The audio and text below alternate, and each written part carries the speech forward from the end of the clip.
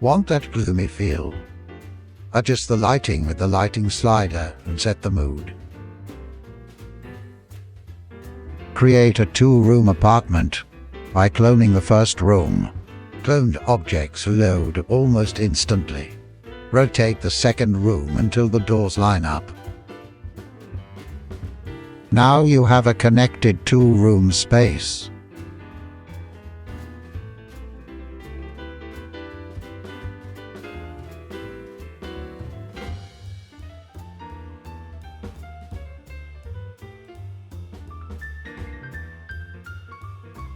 That's looking very comfortable.